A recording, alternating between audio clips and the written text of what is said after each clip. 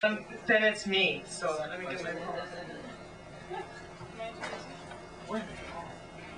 Please. And next we have our famous ostreicher. Ostreicher. Thank you, Chris.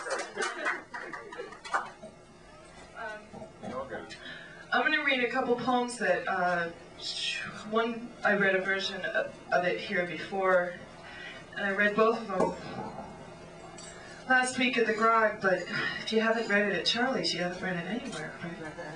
Right? So, Orpheus. 1. For years it was only in his lyre that Orpheus tasted music.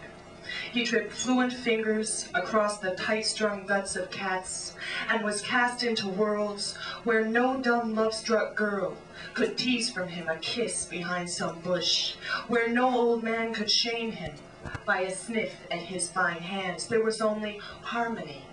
What offered love was loved. What ate was fed.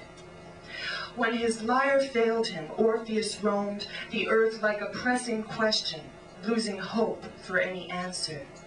Then Eurydice rose before his eyes, and his lyre awoke. But even without that instrument, he touched melodies in the grass they slept on, saw chords in her whispers, smelled trills in their breakfast eggs, tasted counterpoints in her coarse dark hair. And then she died. A stupid accident, the foot punctured, the poison too quick, the cure delayed. Orpheus wept with his lyre. He charmed and moved the gods themselves by his performance. They gave permission for what they hated to allow, a resurrection, but there were rules.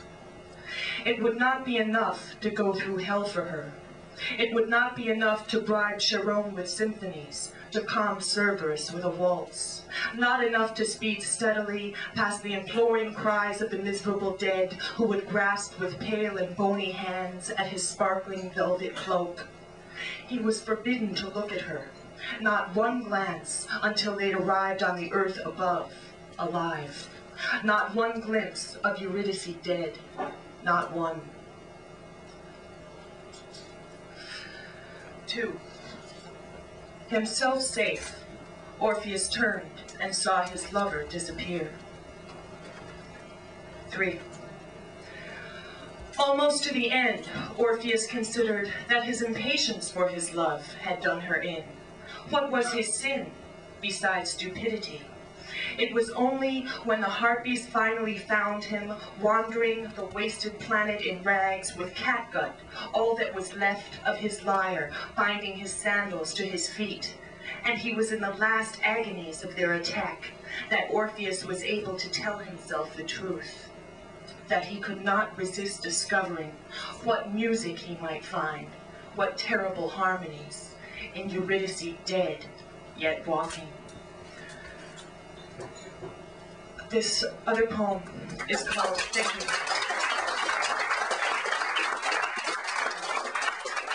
This other poem is called Eurydice to Orpheus. Can I be grateful? Yes.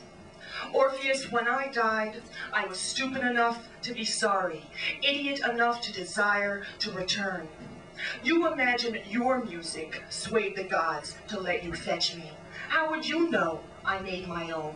You never asked.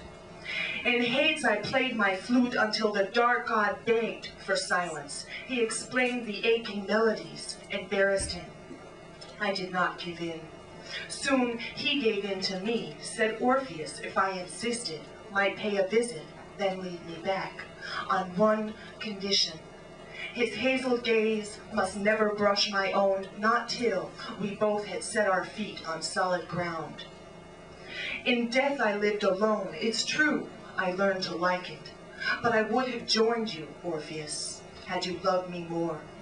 I loved you more once than my own soul, which you made use of in your ballads. I loved you more than my miserable flute, which I abandoned until I died.